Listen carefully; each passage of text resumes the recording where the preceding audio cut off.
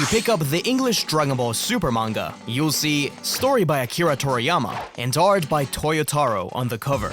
But that credit is a little more misleading than you think. Toriyama didn't write every chapter, he didn't outline every episode, and in some arcs, huge moments, which fans argue about today, weren't his idea at all. So today, I want to map out what Toriyama really created for Dragon Ball Super. The outlines, the napkin notes, the corrections, and what came from either the anime staff or Toyotaro. Also, we can picture the version of Dragon Ball Super that existed in Toriyama's head. First, we need to understand that Toriyama was not writing every single piece of dialogue as the English manga would lead you to believe. Not even every single story beat, as we will see. Instead, in the case of the manga, it was Toyotaro who was doing a lot of that work, adapting Toriyama's outline into a proper story. The anime likewise would adapt the same outline into their own interpretation. What we do know is that Toriyama seemed to be much more in contact with Toyotaro. The Dragon Ball Super artist actually began as a fan manga creator under the name Toyable, whom you may know from Dragon Ball AF. As he explained in an interview at Napoli Comic-Con 2017, Toyotaro approached Shueisha, the publisher behind Dragon Ball, around the time of Battle of Gods, requesting to draw a new Dragon Ball manga. He calls it Super in the interview, but he likely meant that he wanted to adapt the Battle of Gods or something, since Super wouldn't be a thought for a couple years. He was instead given Dragon Ball Heroes Victory Mission, a tie-in manga to the game, which he handled until 2015, where he adapted half of Resurrection F, and was finally given 2 pages of the Super manga as a tryout. From there, he was picked by Shueisha to meet Akira Toriyama. In an interview with Journal de Miki in 2019, he said, "I was very impressed when I met Akira Toriyama-sensei. He encouraged me, telling me that my work was delicate and that I had a lot of ideas. He chose me as his successor. That was a great honor." It's likely that others were in the running too, and that Toriyama looked at them as something of an audition. When it came to actually writing the manga, Akira Toriyama created an outline for the story. This outline would then become the basis to independently create both the anime and the manga, as Toyotaro explained. Mr. Toriyama gives us a rough script. The manga and the anime are produced independently. We don't discuss who does what, but sometimes, once Mr. Toriyama has watched the anime, he sometimes thinks, "This is a good idea, maybe I'll introduce it to my story." The same goes on the anime side.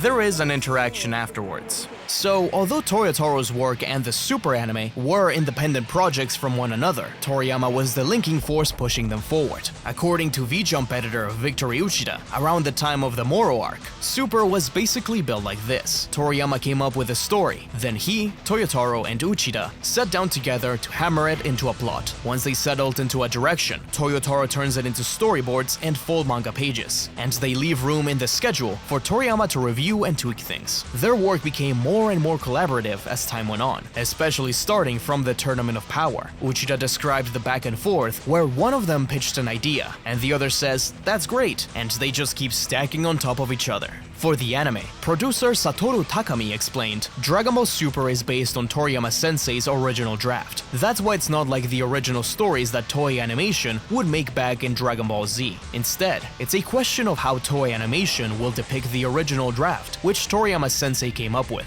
The anime staff also explained in an interview with Salon del Manga in 2017, although the anime staff can poke him to make changes, or request some things, they couldn't actually force him to do anything. And as we will see, they did make a few big requests. Either way, the question of just how detailed these story outlines were is kinda complicated, and pinpointing what came from Toriyama and what came from another source is difficult. So from here, let's go over what we know for sure came from Toriyama. Battle of Gods. I'm not gonna focus too much on the movie adaptations, since we do know that Toriyama was heavily involved in both films, writing robust outlines, and even the original script for Res F was written by him. Though it is worth noting that Battle of Gods began life without his involvement, and already had the ideas for the Super Saiyan God and Beerus implemented before he was involved. I have a video all about that production. I think Toriyama described his role best in his comment for Xenoverse 2's Collector's Edition mini-manga. I've been drawing manga less often these these days, so Toyotaro has taken up the mantle of drawing Dragon Ball. I still contribute basic story ideas, but Toyotaro's wonderful skills allow the Dragon Ball universe to be brought back to life in the present. With that being said, why were the movies adapted into the anime? Well, this actually was Toriyama's request. Dragon Ball Super producer Hiroyuki Sakurada and director Masatoshi Chioka confirmed that Toriyama wanted kids who missed the movies to still get the story, and he wanted the anime to establish Whis, Beerus, Frieza's revival, and the God forms so that future arcs had a complete foundation. I guess no one had the same mentality for the manga, seeing how the manga ends up skipping 2 films, Res F and Broly,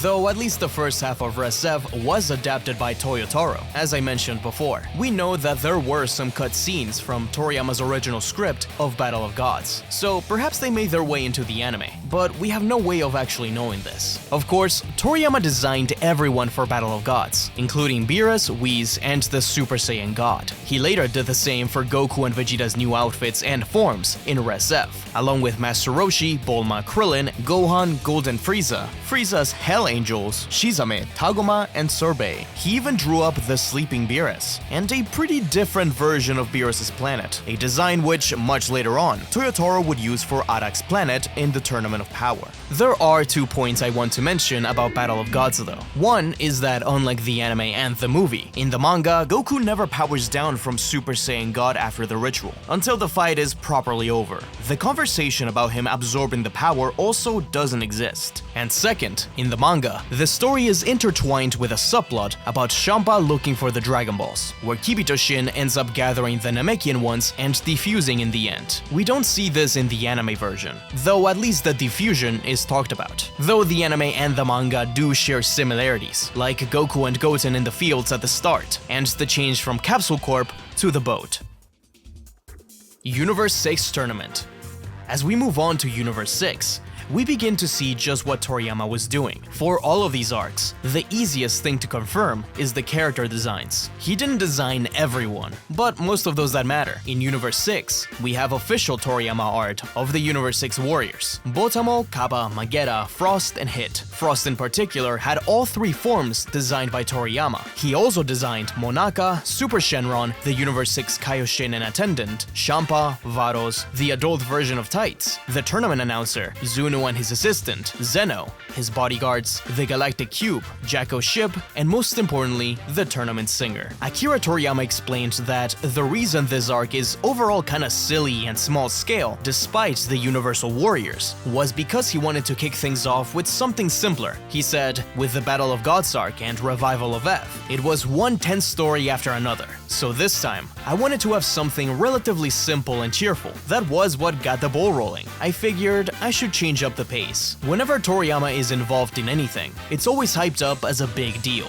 We had people like Norihito Sumitomo, the composer of Super, and Ryo Horikawa, Vegeta's voice, being excited about his involvement. Even Toriyama seems to be excited, saying that he wrote a strange new story where they finally depart the universe, but focusing on the fact that it'll still be easy to understand. After all, Dragon Ball is aimed at school children in Japan, despite its more grown-up fanbase abroad. Overall, we actually don't have that many specifics from Toriyama for this arc, outside of the designs. And since we don't have Toriyama's original manuscript, the next best thing I can do is reconstruct it, because the anime and the manga are completely independent adaptations. Anything they share in common is more than likely from Toriyama himself, either in his original outline, or because he saw something he liked and communicated those ideas to the other, since we've established that he was the link between the two. So to understand what Toriyama actually wrote into Super, we need to look at the overlap, the elements that appear in both versions. I'll put a doc link in the description, since reciting all of these similarities would be too much, but I will be going over the big details. Remember, this isn't about the changes, but about where they line up. So if something isn't mentioned here, it's because it probably didn't happen in both, such as the Magetta fight not having a barrier in the manga, or the Pilaf gang not being in the Super anime in the stance. Both versions of the story open the same way, Champa and Vados searching the universe for the Super Dragon Balls, even clashing briefly with the Frieza Force. Then we cut back to Goku and Vegeta training on their Whis, wearing those insanely heavy suits that push their bodies to the limit. The manga shows exactly why they have them on,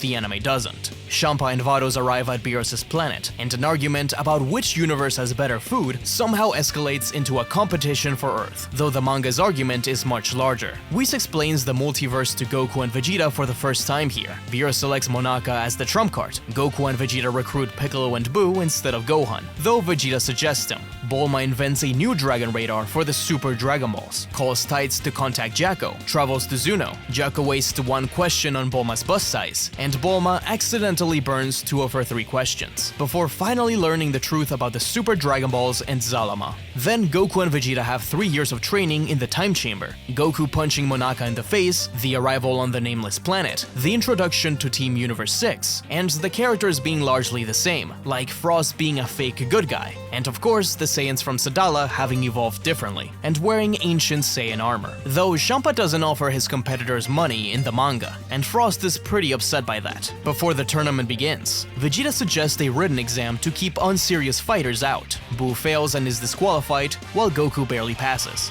The order is still the same: Goku, Piccolo, Vegeta, Monaka. Goku learns Botamo can't damage him and wins by ring out. Frost resorts to a hidden poison to beat Goku. Piccolo exposes him, with Jacko's help, reinstating Goku. And Vegeta knocks Frost out instantly. Magetta overwhelms Vegeta physically, but Vegeta wins by accidentally exploding his weakness to insults. Vegeta forces Kaba to awaken Super Saiyan, then crushes him in Super Saiyan Blue. Hit defeats Vegeta with Time Skip. Goku studies Time Skip, counters it, and pushes Hit until he has to power up. Goku forfeits because they can't go all out, and Hit lets Monaka win. Universe 7 wins the tournament. Zeno appears for the first time, befriends Goku, and casually mentions a multiversal tournament. Super Shenron is summoned, and Beerus uses the wish to restore Universe 6's Earth. As you can see, the broad strokes are very similar, and as we enter the Goku Black arc, things will start to change a little. It's really the details where things are different, but for now, I want to point out the biggest conceptual differences. These are likely because Toriyama left them up to interpretation, or the powers that be changed it. For example, the anime treats Super Saiyan God as something Goku basically doesn't have anymore. This caused a lot of confusion back in the day. Did Goku absorb Super Saiyan God? Can he use it anymore? Since it isn't until the Tournament of Power where he brings it back up. The climax of the anime also hinges on Super Saiyan Blue Kaioken. The manga, on the other hand, brings back Super Saiyan God right away, as a weaker form that uses less stamina, with Goku using Blue in short, explosive bursts, something the anime would eventually catch up on, again, during the Tournament of Power. Hit's time skip works on the same basic idea for both, but the anime has him evolve mid-fight, just something natural to him, while in the manga, Hit literally powers up. The way Goku figures out the trick is also different, since there, Goku reads subtle movements Hit has to figure out when he's gonna do it. Of course, there are plenty of other changes, like locations being vastly different, as Toriyama allowed each medium to interpret them, like Zuno's planet or the tournament ring. Though, again, I want to emphasize that Toriyama was the one correcting Toyotaro, like having specifically redrawn some shots of the nameless planet. I'll save the really in-depth differences for another video about the anime versus the manga. But even in Universe 6, you can already see the pattern. Toriyama hands in a rough blueprint, and then Toei and Toyotaro each build their own versions of the house on top of it. With the next arc, things start to get a little more interesting.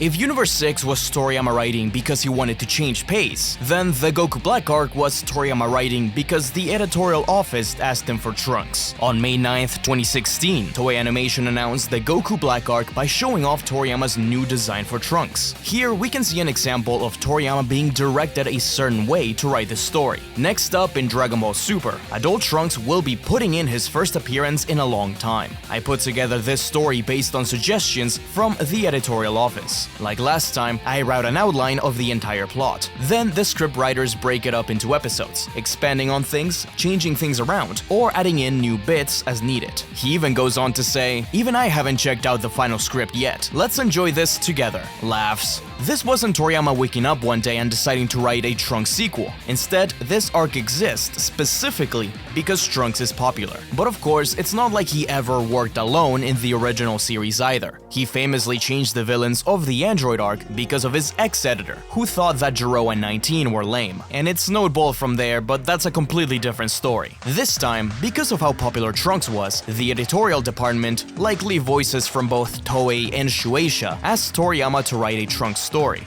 The arc was set to begin on June 12th, just 9 days before the Dragon Ball Room would be established. This was a group within Shueisha helmed by Akio Iyoku, who sought to break down barriers between departments to expand and optimize the global popularity of the Dragon Ball franchise. So they already had their eyes peeled to see what the global audience of Dragon Ball would want, and this included things like Trunks and later requests from Toei to bring people like Kale or Broly, since they knew the legendary Super Saiyan was popular in the West. As for the character designs we have from Toriyama, we've seen Trunks with and without his jacket, Zamasu, merged Zamasu, Trunks' teacher, the Barbarian, the Grand Priest, a lab coat Bulma with a scooter. He also designed Mai and Gowazu, though it's worth noting that Toyotaro helped design the other Kaioshin from here on out, but we don't know exactly which ones. The most important one is Goku Black in base and Rosé, which actually shows us something important about the process. Not everything from Toriyama's draft made it into both versions, as his art mentions specifically that Goku Black has both Super Saiyan and a different Super Saiyan with a different color.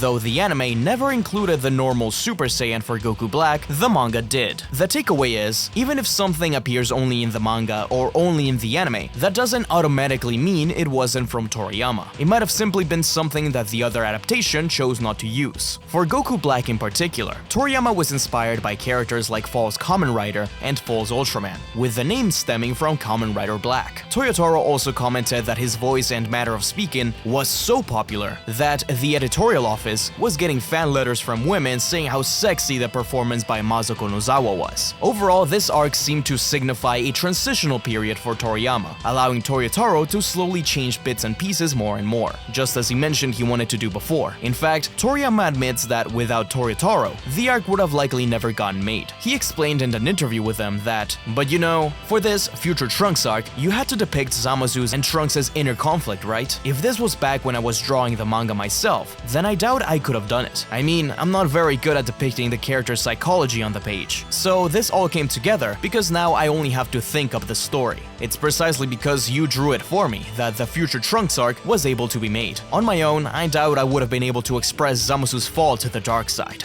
It's actually really sweet to see Toriyama be so encouraging to Toyotaro, who explained that, although he has some major plot points and the conclusion, the stuff in between he had to fill out himself. Perhaps the biggest example that shows us that both versions depart from Toriyama's original draft is Vegito, who was not part of the original story plan at all, and it was Toyotaro's idea to bring him in, something which the anime ended up using too. Fused Zamasu wasn't all that strong of a character in the original draft I received from Toriyama-sensei. Though immortal, his strength was such that 2 Super Saiyan Blues were more than enough to take him on. It's precisely because of this that in the original draft, things unfolded so that his immortality and Potara time limit became key, and Goku and Vegeta took turns fighting him. Goku and Vegeta didn't fuse in the original draft. Their personalities made any fusion after the Majin Buu arc impossible. However, I wanted to meet the reader's expectations, and so I made a scenario where, even if they shouldn't fuse, now they have absolutely no choice but to fuse.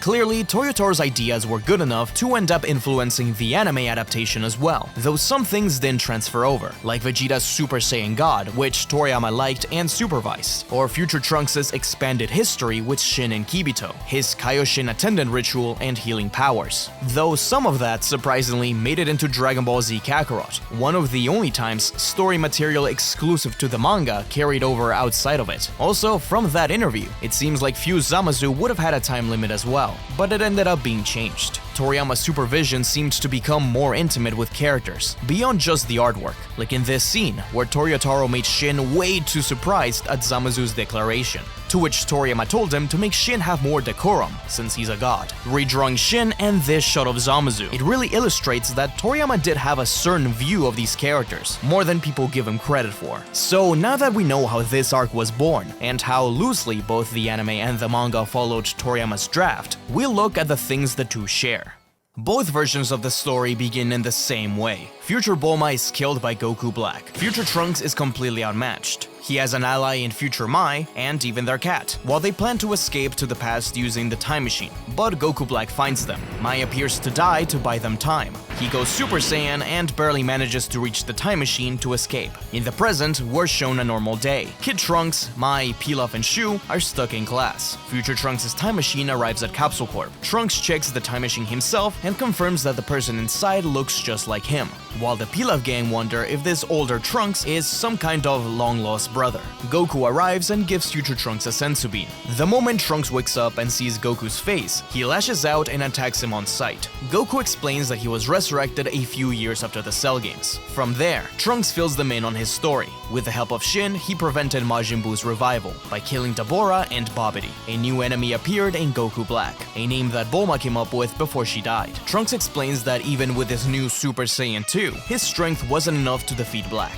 Goku wants to test him, with Trunks' power being far above the last time they met. But Goku still knocks him down, making it clear how far the present timeline had progressed. Whis explains that the Supreme Kai and the God of Destruction are both linked. If one dies, so does the other. We also find out that Goku Black has been killing Supreme Kais across universes to wipe out their gods of destruction. Whis also reminds them that time travel is forbidden, part of the reason why this whole situation is such a big deal. Goku Black only appears in the present timeline in the anime, and not the manga, meaning that the time machine also only gets destroyed in the anime. Meanwhile, in Universe 10, Zamasu is Gowazu's apprentice. Gowazu takes him to planet Barbary, showing him both the present and the future to teach him the value of mortals. The lesson backfires though, as Zamasu sees only the savagery and stagnation, and eventually kills a barbarian himself. Gowazu scolds him and reminds him that destroying things is the role of a god of destruction, not a Kaioshin. Zamasu also fights someone from Universe 7. In the anime, it's Goku. In the manga, it's just Kibito. Future Trunks and Vegeta train together, while elsewhere, Goku does image training. Zamasu also watched Goku's fight against Hit on GodTube, becoming obsessed with Goku's power and questioning Zuno about the Super Dragon Balls, slowly forming his own plans. It's funny that out of all the things that they share, GodTube is one of them. Zeno wants to see Goku again, so Goku, Whis, and Shin travel to his world. Goku gives him a nickname, Zeno says he wants to play with Goku, but he doesn't have time, and promises to bring him a friend next time. In return, Zeno gives Goku a button that will summon him whenever it's pressed. Back in Universe 10, Beerus and Whis confront Zamasu and Gowazu, after Whis shows them a glimpse of the future, where Zamasu kills Gowazu. Beerus destroys Zamasu in the present, believing that this will erase the threat of Goku Black in the future. Goku is not here to see this in the manga, but he is in the anime. But of course, Zamasu's destruction in the present does nothing. When they return to the future, Mai is revealed to still be alive. Trunks rescues her and heals her with a senzu bean, leading to that moment where Goku admits that he's never kissed anyone, to many a fan disappointment. Then it's revealed that Goku Black is Zamasu inside Goku's stolen body. He used the Super Dragon Balls to steal it, and killed the original Goku. Vegeta challenges Black, starting in a transformed state, while Black begins in base. Black then eventually transforms into Super Saiyan Rose, and Vegeta is defeated. In another clash, Vegeta beats down Black, lecturing him about how he can't draw out Goku's full power. Future Zamasu then appears to aid Goku Black, and we learn that Black has been getting stronger. In the anime, he just keeps improving because of his hatred, while in the manga, he keeps getting healed by Zamasu, triggering a Zenkai boost. The heroes manage to blind both Black and Zamasu and escape to the past. No rage in the manga. Goku realizes that the only way to truly deal with an immortal like Zamasu will be the Mafuba, so he goes to train under Roshi to learn it, while Vegeta heads back into the time chamber to push Super Saiyan Blue beyond Rose. In the future, Zamasu wipes out the remaining mortals, leaving essentially just Trunks and Mai, though there is more in the anime. Even with a powered-up Super Saiyan 2, Trunks is nearly killed by Black, right as Goku and Vegeta return to the future much stronger. Shin and Gowazu also make their way to the future. Goku brings the Mafuba jar, but their plan fails because he forgot the talisman. But Vegeta's training does pay off, having boosted his Super Saiyan Blue beyond Rose.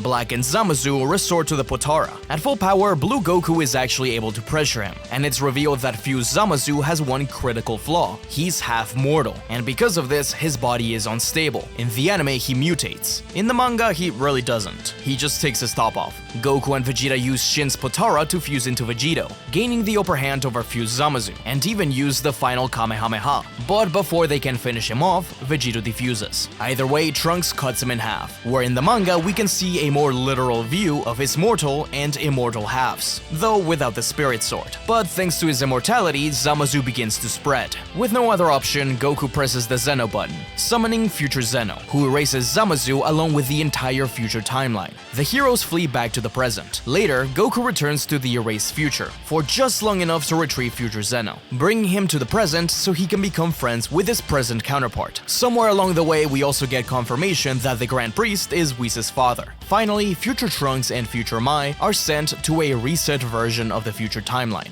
just before Black attacks. But there's another Trunks and Mai there. Shortly before leaving, Trunks also gets a visit from Gohan, though in the manga this happens in a bonus chapter. And although I mentioned that the Sword of Hope only appears in the anime, Toyotaro did reference both the Sword and Super Saiyan Rage in the alternate cover for Volume 5 of the manga. Since we've isolated the shared material, we can see the outliers in each adaptation. As I mentioned, Goku Black powers up completely differently in each version. In the anime, he grows stronger mid-battle, simply by taking damage and evolving through pain and emotion, jumping straight from base to Rose with no regular Super Saiyan. In the manga, he only grows stronger after Zamasu heals him, gaining a more traditional Saiyan power-up. Only in the anime does Black arrive in the present and destroy the time machine. Goku fighting Zamasu in Universe 10 and bringing back Kaioken Blue are also exclusive to the anime, while the manga keeps the time machine intact, has Kibito confront Zamasu instead of Goku, and gives Vegeta Super Saiyan God, while both Saiyans also refine Blue into a perfected form that stops their aura from leaking out, rather than Goku using Kaioken. The manga also has Goku use Hakai, and future Trunks heals him thanks to his extended Kaioshin training. The portrayal of fused Zamasu is one of the clearest dividing lines. In the anime, he is overwhelmingly powerful, and eventually mutates into a cosmic, reality-spreading, god consciousness thing. He's able to actually put up a fight against Vegito Blue, while in the manga, the Saiyan fusion dominates him. His unstable body begins to multiply into endless identical clones. Zamasu's fighting style is also completely different, and Black uses him as more of a tool rather than equals. Both of them have the same starting point and end point, but things in between are completely mixed and matched. It's pretty interesting to see. Surprisingly, the Tournament of Power arc is the one we have the most information about behind the scenes, and more specifically, things that Toriyama came up with. First is character designs. We have art for Hales and Belmont, whom he designed alongside Toyotaro. Toriyama also designed Korn, Quitella, Seadra, 17, 18, Caulifla, the Tournament of Power Arena, and Ultra Instinct Goku, which I don't think was meant for public release, and was just supposed to be a quick example. The rest of the angels and the gods of destruction were designed by Toyotaro, as they split the work,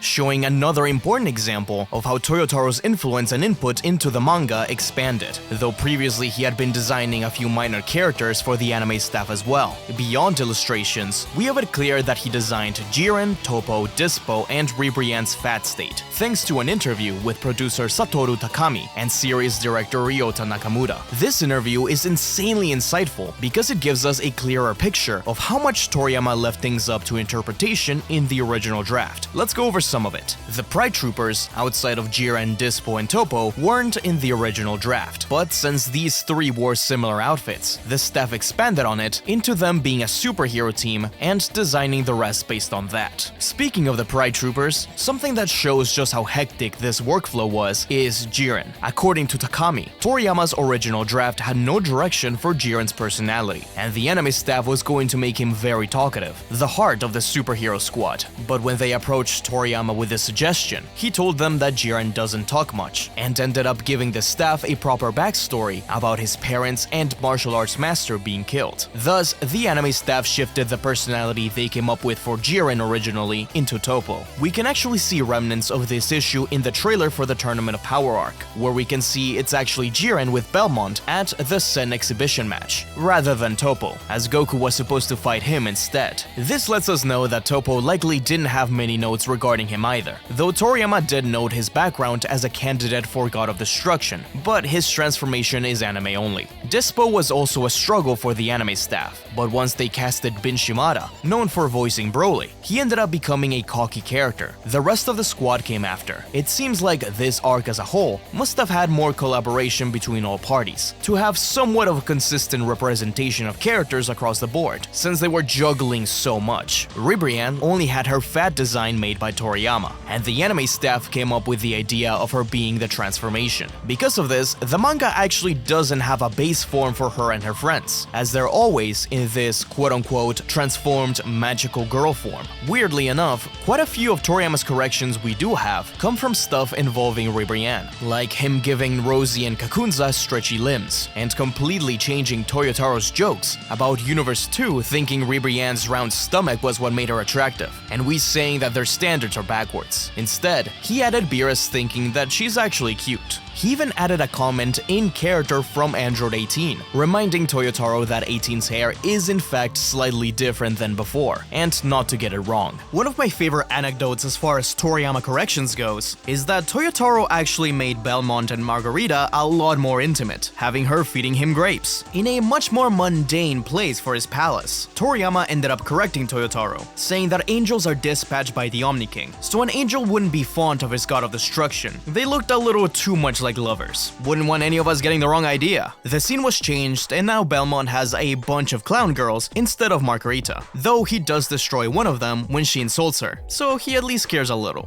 Although Toriyama allowed for plenty of freedom, he did also seem to be a bit more detail-oriented when correcting this arc, specifically with dialogue. Another of the biggest examples of the anime staff influencing Toriyama is the addition of Kale. Neither Kale nor Caulifla were part of the original draft, until a story conference where it was mentioned that Broly was very popular. So Toei Animation designed Kale as something that was a homage to Broly but not exactly him, and showed her to Toriyama. In response, he created Caulifla to pair her up. Honestly, I did always think that Caulifla felt more Toriyama than Kale, but them as a pair completes their character. So it seems like the staff had story meetings to suggest ideas to Toriyama. Certain story beats were also planned out by him, specifically the team for Universe 7 and the twist of Boo being replaced with Frieza. And of course, the ending itself, of Frieza, 17 and Goku defeating Jiren as a team, though the two formats interpret this in very different ways. He also came up with Ultra Instinct in the original draft, giving it a design and backstory as to be something completely different from Super Saiyan, though this was only the white-haired version. It's unclear if Omen was Toriyama's idea too. I personally think this was something added between the anime and the manga, but not originally from Toriyama. They also mentioned that Toriyama wrote out the course of the events for the Universe 7 warriors, giving an example of who Piccolo fights and loses to, and who ultimately survives. I'm sure the order of eliminations was probably written, and maybe a few of the actual events, but the anime and the manga take wildly different routes. Like, Roshi is taken down by Jiren in the manga, and he jumps off himself after a difficult battle in the anime, or how in the anime, Gohan gets taken out by sacrificing himself against Dispo, while in the manga, it's a double knockout against Kefla. Though interestingly, they mention Master Roshi's teachings paving the way for Ultra Instinct from Goku's childhood and into Super, something the manga shows in a much more literal way by having Roshi be the actual catalyst for the technique. Nakamura explains that they suspect Toriyama selected characters like Krillin and Roshi over someone like Goten and Trunks as a way of telling us to have fights that would put them to good use, rather than simply having characters win by going Super Saiyan. He also explains a bit more how he interpreted what Toriyama was trying to do, seeing it not only as Goku's story, but really as Jiren's arc.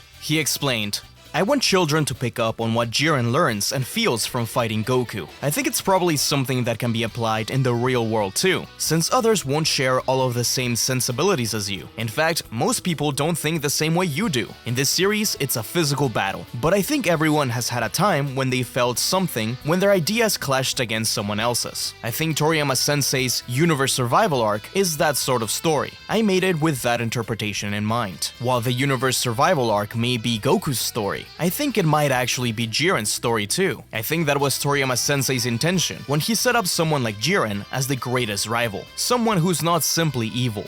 But back to Toriyama. As I mentioned, he redrew multiple things for the manga, even making Jiren more kicked up for some reason. Toyotaro mentioned in an interview that one of his fondest memories was when he got praise from Toriyama early in the Tournament of Power arc, when he had Goku see Oop for the first time for a split second. He said that Toriyama really liked that detail. I suspect that he probably mentioned something about it to the anime staff, since the anime ends up mentioning Oop as well, though they don't show him. Toyotaro goes on to say that this was the first time he felt he could really do more of his own thing, and likely why he was allowed to take on more and more as time went on. One of the most interesting things to come from Toriyama is something a lot of people hate. According to Dragon Ball Super director Tatsuya Nagamine, Toriyama provided the anime staff with a guide on how to turn Super Saiyan. This included the idea that in order to transform, Saiyans must focus on a tingle on their back, and imagine spreading that energy through their entire body. Now, the way it's described, it sounds like it was supposed to be a description on just what Goku and the others actually feel to trigger the transformation, a fun bit of lore. But of course, the anime ended up using it as the trigger for Caulifla's transformation, becoming rather infamous. Thankfully, Nagamine expanded on the idea by using it as the inspiration for Broly's animation, explaining that the Saiyans have to really force out the energy and put effort into transforming. Like when you're a kid pretending to transform,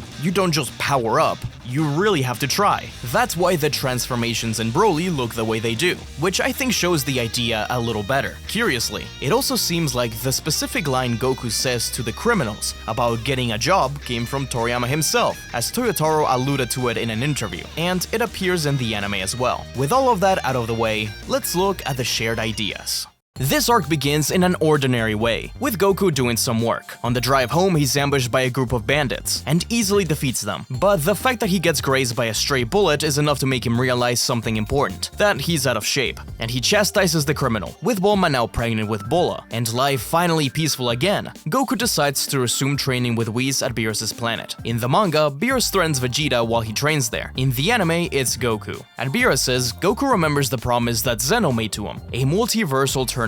Against everyone's wishes, Goku goes to visit Zeno. It turns out the two Zenos are already planning to erase the universes with the lowest mortal levels, and Universe 7 ranks as the second lowest. But instead of erasing everything right away, Zeno decides on a battle royale. The prize will be the Super Dragon Balls, but those that lose will get erased. Gods and everything. Only the angels will remain. Universes 1, 5, 8, and 12 will not participate thanks to their top ranks. Gods from all 12 universes are summoned to Zeno's palace. Tensions rise immediately as the other gods of destruction blame Universe 7. Then an exhibition match is held, to explain to the other Zeno what a tournament is. At the end of it, Goku faces a warrior named Toppo, who reveals that even he isn't the strongest fighter in his universe. In the anime, there's a proper set of exhibition fights against the Universe 9 warriors, while in the manga, it's the gods fighting, though we do get a glimpse of the top gods of destruction having a bout to test out the arena in the anime. Beerus and Quitella also hate each other. Get it? A cat and a mouse?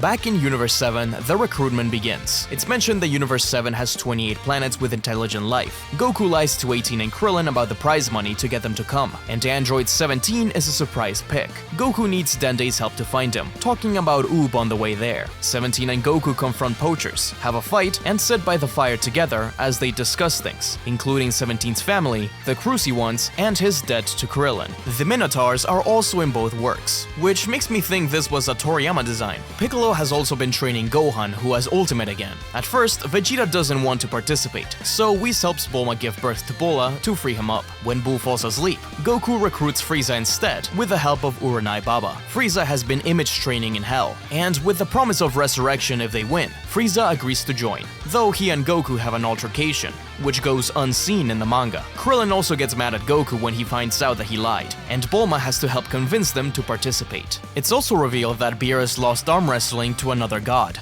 The Pride Troopers are also introduced while fighting a giant monster, and Jiren is the key to taking him down. On planet Sadala, Kale and Caulifla belong to a gang of criminals. Kaba goes to recruit them and shows off Super Saiyan. He later teaches them how to transform, though we don't see this in the manga. Once the Tournament of Power begins, both the anime and the manga follow the same structural spine, but the individual matchups and transformation end up diverging. Everyone arrives at the world of Void, and the tournament begins, with no flying allowed. Almost Instantly, Universe 7 breaks away. Goku, Vegeta, Frieza, 17 and 18 abandon the original teamwork plan and split off to fight their own battles. Universe 10 is the first one to lose fighters. Krillin becomes the first member of Universe 7 to be eliminated, knocked out by Frost in both versions, who has secretly teamed up with Frieza. And the next one in the chopping block is Tien. Master Roshi survives multiple opponents far stronger than himself through pure martial arts skills alone, even reciting the Turtle School mantra. He has pretty emotional scenes in both. While in the anime, he briefly dies. In the manga, he's the catalyst for Ultra Instinct, reminding Goku of his martial arts. Universe 9 is the first to be erased, as the trio The Dangers fall together.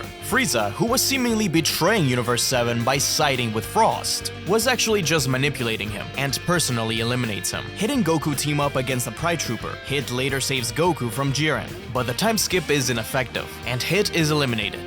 Goku uses Kaioken Blue in both versions, though in the manga it's not quite as literal, explaining that he's using the principles of Kaioken with Super Saiyan Blue. This is also the first time Goku's done this in the manga. Android 18 is also eliminated. In the manga, it's by one of the unseen fighters of Universe 4, while in the anime she sacrifices herself against Dani Laza. Piccolo exposes and eliminates Gamisalas, but is immediately knocked down by Daemon. Android 17 uses his heightened senses to reveal and eliminate him, leading to the erasure of Universe 4. Of course, through all of this, Goku has been repeatedly challenging Jiren, and is completely outmatched, until Ultra Instinct Omen appears for the first time. In the anime, it's thanks to the Spirit Bomb reversal, while in the manga, it's thanks to Master Roshi, and the many memories of his masters along the way. Still, the form fades fast. Then we focus on the Saiyans of Universe 6. Kale loses control and goes berserk. Vegeta saves Kava from elimination at one point, and Kale and Caulifla end up fusing. Who ends up battling Kefla is very different between the two versions. In the anime, it's Ultra Instinct Goku,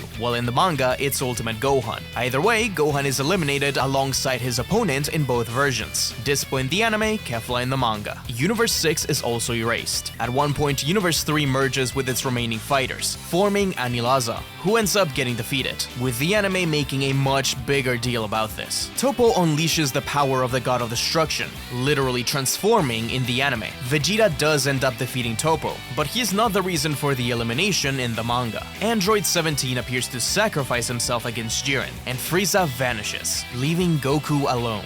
Vegeta fights on until his body can no longer transform, and is eliminated by Jiren. Once again pushed to the absolute limit, Goku achieves Mastered Ultra Instinct, and overwhelms Jiren, but the form collapses under its own strain, leaving Goku helpless. But at the last moment, Frieza and 17 return, and together they're able to drag Jiren out of the arena, with Android 17 becoming the last man standing. Universe 7 wins the Tournament of Power, and with the Super Dragon Balls, Android 17 restores every erased universe. Frieza gets revived, and he immediately returns to rebuilding his empire, all while Universe 7 goes home. The multiverse safe. For now. Oh, and Goten, Trunks, and Marin were taking care of 17's island, with a whole special mini-chapter focused on them in the manga. We only get to see a little glimpse of it in the anime. As we've seen before, although they follow the same outline, they end up being two very distinct versions of the same story. The manga almost does the opposite a lot of the times. The exhibition match is a battle royale between the gods of destruction. Kale resembles Broly much less, with her form being a lanky, tall state, rather than the muscle-bound powerhouse, with her already knowing she has legendary power, and just hiding it from Caulifla. She takes down characters who are monsters in the anime, like Anilaza, in a single blow. And she doesn't choose to fuse with Caulifla. Instead, Kaba sacrifices himself to place the Potara on Kale's ear as she rampages, to force the fusion with Caulifla. Her big moment is also with Gohan in a very short fight, with Gohan saying that he's focusing on his human path. Ultra Instinct isn't because of the Spirit Bomb, but because of Master Roshi. Jiren is also much more of a jerk in the manga.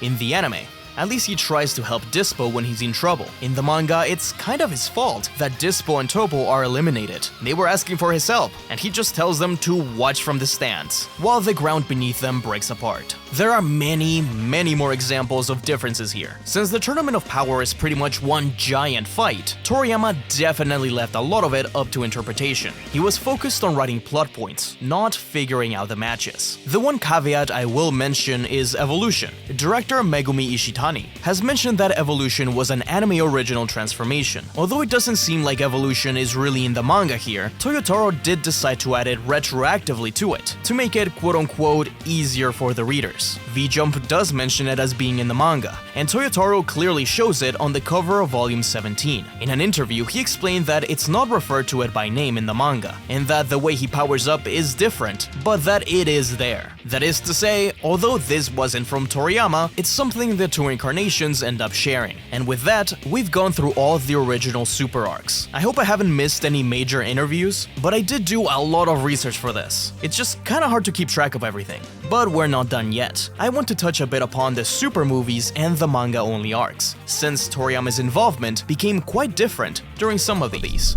First, when it came to Dragon Ball Super Broly, it was not Akira Toriyama's original idea to bring him back, but rather the movie's producer, including Akio Iyoku. They would come to Akira Toriyama with several different ideas, none of which were really for him. Broly was known as a hugely popular character all over the world, so he was suggested, and Toriyama chose to rework Broly into his own vision. He even watched all 3 Broly movies prior to working on it, trying to make him, as he puts it, a more fascinating Broly, more of a gentle, awkward guy who's been weaponized by Paragus and the Frieza Force. Shilai and Lemo are there specifically to sell that. They react to him like a person and not a monster, which is a very Toriyama way of reframing an old movie villain. Unlike the Super TV arcs, where Toriyama mostly provided outlines, Broly is built on a full Toriyama movie script. According to the film's director, Tatsuya Nagamine, they adapted Toriyama's script more or less as is, meaning he was fairly thorough outside of the action scenes. He went on to explain that, once they storyboarded it, they realized the film would have been twice their allotted time for a 90-minute film. So he talked to the producers and were allowed to extend the time by a bit to show as much as they could from Toriyama's script. Though interestingly, Iyoku mentioned in an interview that Toriyama said his script might be a bit too short and that the team added extra beats on top, especially around the fights, which is probably why it ended up being so dense. Both versions do line up if you assume Toriyama's short script was still packed with ideas, and every little expansion exploded once they turned it into the storyboards. And of course, the prologue is entirely based on Toriyama's Dragon Ball Minus, with additions to fit in Broly and more of the backstory. As with every other movie, Toriyama created many characters and machine designs, though weirdly, unlike before, we never really got his designs, which is a shame. But Iyoku confirms that this was the most characters he'd ever designed for them at once. Obviously, characters like Bardock, Higine, Bleak, Kikono, and the ships were his from Dragon Ball Minus. Character designs, like the new look for Bulma, were mentioned to have also come from him. We've also been told that Toriyama designed Broly's forms up until he loses the armor, meaning his berserk state was made by Shintani, the character designer for the film, with a specification as to not make him too macho, and for other characters to stay relatively slim, which does line up with Toriyama's modern art. Paragus, Lemo, Shilai, and Berry Blue are also very Toriyama-like designs. It's just weird that we've never gotten these sheets. Speaking of designs, Dragon Ball had a pretty big overhaul of the art style, thanks to Naohiro Shintani. He was actually chosen through an audition process in order to update the art style into something closer to Toriyama's new, with colors being inspired by the full-colored manga, as well as to make the animation even more spectacular than before, with a bit simpler designs. Toriyama went through all the submissions, focusing on things like the balance of the body within the gi, and ultimately chose Shintani personally, who drew Bulma, Goku, and Vegeta as part of the audition.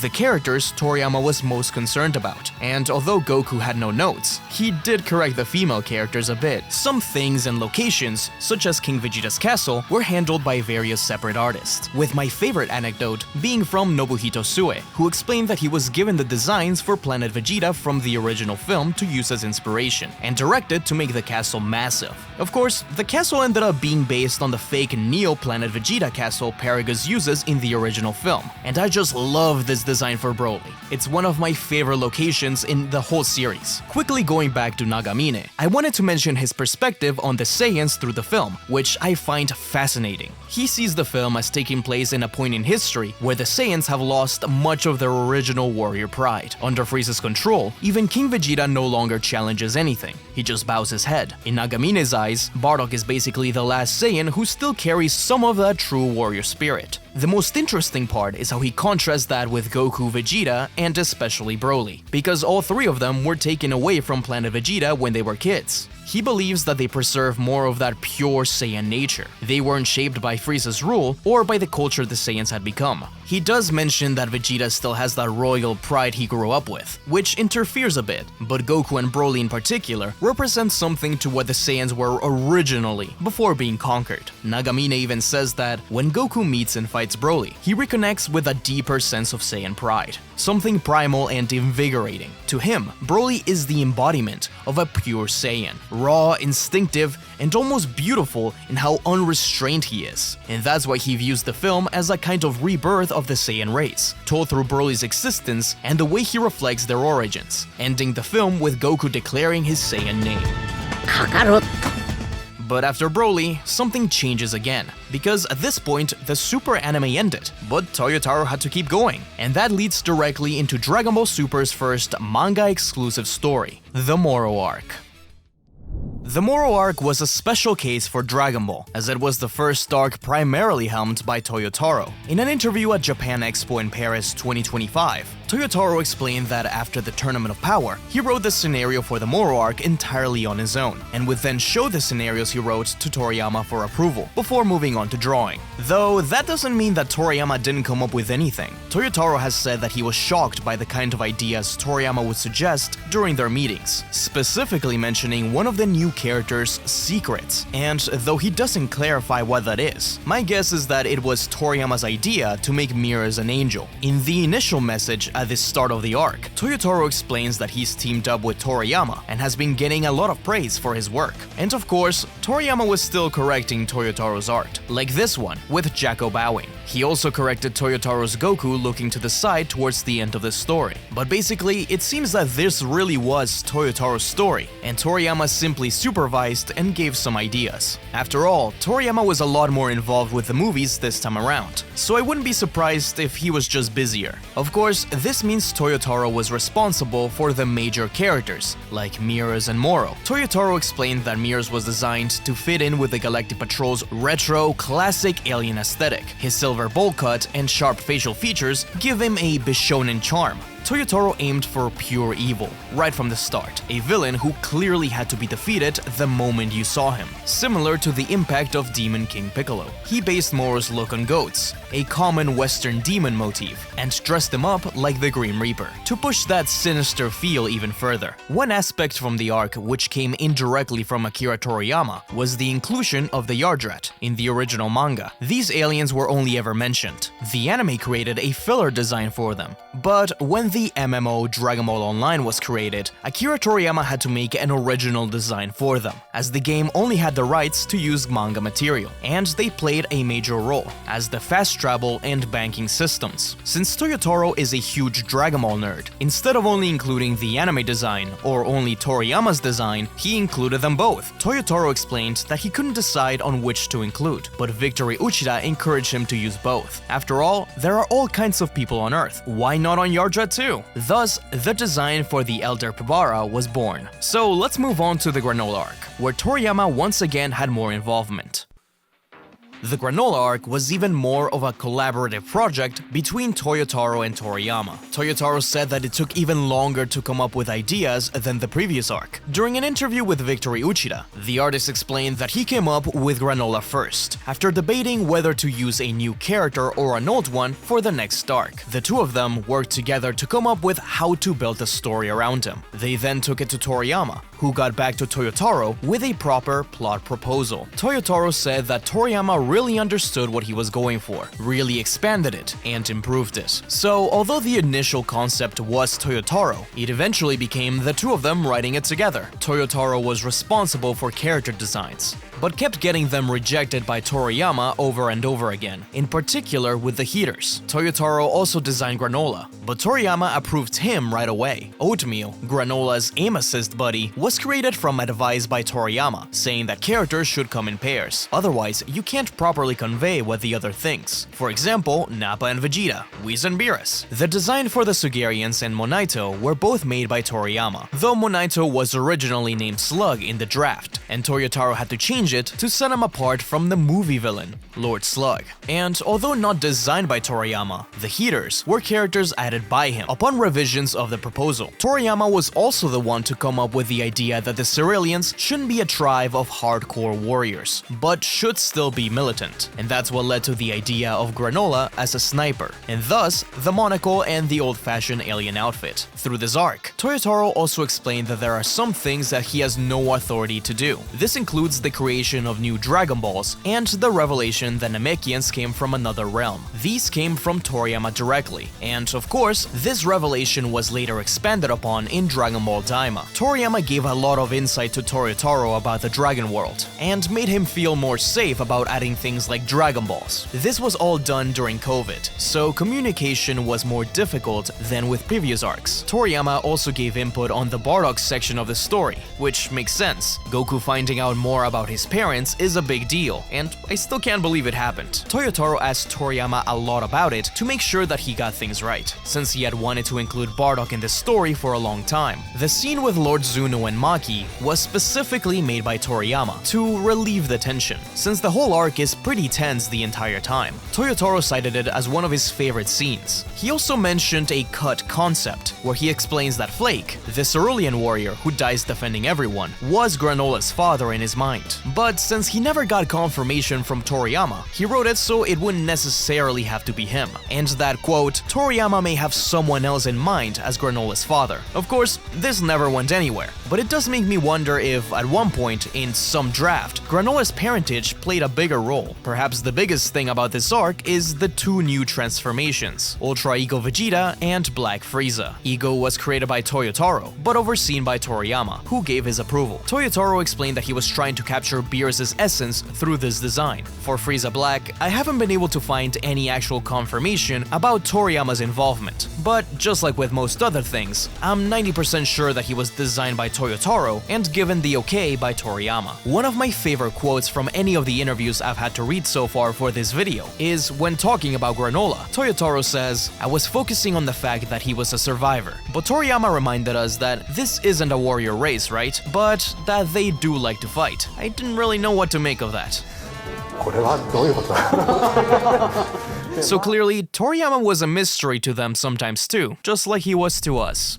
For the final arc I'd like to discuss, we have to tackle Dragon Ball Super Superhero. I'm not talking about Daima in this video, since that's really its own thing. Akira Toriyama revealed in an interview with V-Jump that Superhero had been in talks since 2017, before even Broly came out. This time, just like with Broly, suggestions were given to Toriyama to appeal to fans. The Dragon Ball room provided the basis for a loose direction, which then Toriyama wrote off of. One of the first ideas was for the return of the Red Ribbon Army, while Piccolo and Gohan leading the film came from further discussions, with Toriyama being particularly excited about Piccolo since he's one of his favorite characters. In fact, Toriyama really only wanted to focus on him, and had to be convinced to give Gohan a bigger role. Toriyama was also the one to pick the subtitle. Toriyama wrote the script in detail, including dialogue, but he didn't give too much in terms of battles, leaving all of that to the animators instead. Still, it's been said that this was the one film he was most invested in. Toyotaro seems to have been a little bit involved in this too,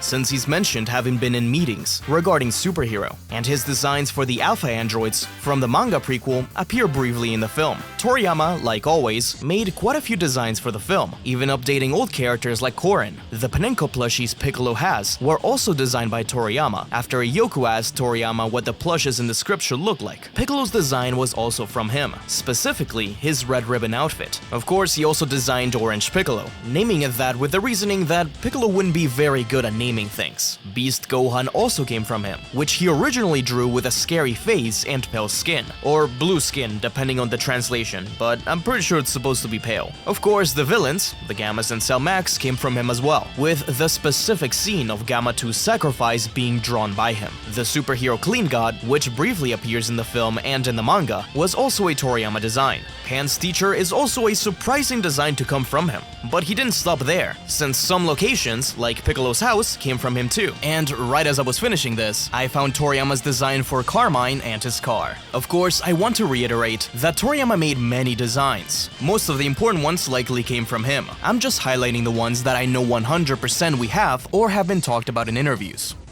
In a rare glimpse at the relationship between the anime and the manga, Iyoku commented on the continuity, where he said that the movie was made strictly as a sequel to Broly, while the manga runs parallel to it, though they try not to be too strict about it. Of course, this seems to have been the reasoning behind adapting Superhero into the manga as well. Which brings us to the next point, the Superhero prequel and adaptation.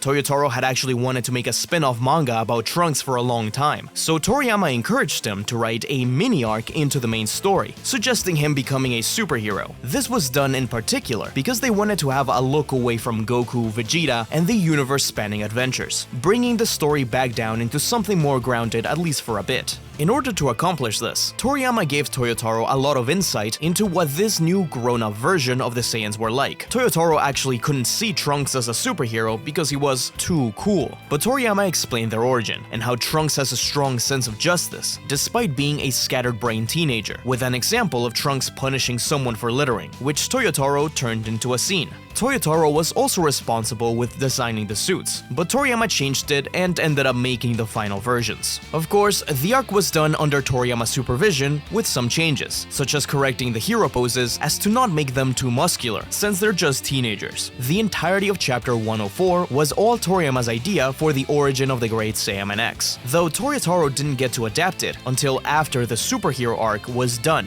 due to him having a chapter limit. So the idea of Trunks visiting the Hero Hall of Justice and being inspired by Gohan acting as Clean God seems to have all come from Toriyama himself. But I'm sure the cameo of Olibu and other characters here and there was just Toyotaro having fun. The scene of Dr. Briefs and his wife in Chapter 88 was also Toriyama's idea, and something Toyotaro has mentioned as one of his favorite scenes. Toyotaro was also the one to add the romantic subplot of Mai and Trunks, as to have something different from normal Dragon Ball, as well as the designs for the classmates and new characters. After the prequel arc was finished, Toyotaro adapted Toriyama's story for the film, but with a lot of additions, such as Krillin and the others being more involved. But in general, Toyotaro emphasizes that the content, dialogue, and plot points were stuff Toriyama came up with. This makes me wonder if the manga version includes things from the movie that ended up having been cut, since there's a lot of really interesting developments, with my favorite being Gamma 1 and Gamma 2 teaming up with the Great Saiyaman X 1 and 2, and them realizing that they're actually based on Goten and Trunks, partly evidenced by their motif and outfits, plus how their head fins alludes to the kid's Super Saiyan hair, like Gamma 2's splitting to the sides, just like Trunks' Super Saiyan hair. For the final bout with Beast Gohan, Toriyama wanted to portray a change of heart coming over the hero. In the film, this is shown with a quick smirk, but Toyotaro mentions that, thanks to having more pages to devote to the manga version, he was able to showcase this more accurately. Afterwards, the epilogue was also written by Toriyama, with a specific design of the red pharmaceutical struck being made by him. So, the grand finale of the Saiyans visiting Beerus' planet and having a battle reunion came from him. I love that ending. It really feels special. Perhaps the most famous Toriyama correction in the whole manga came from the ending of the superhero arc.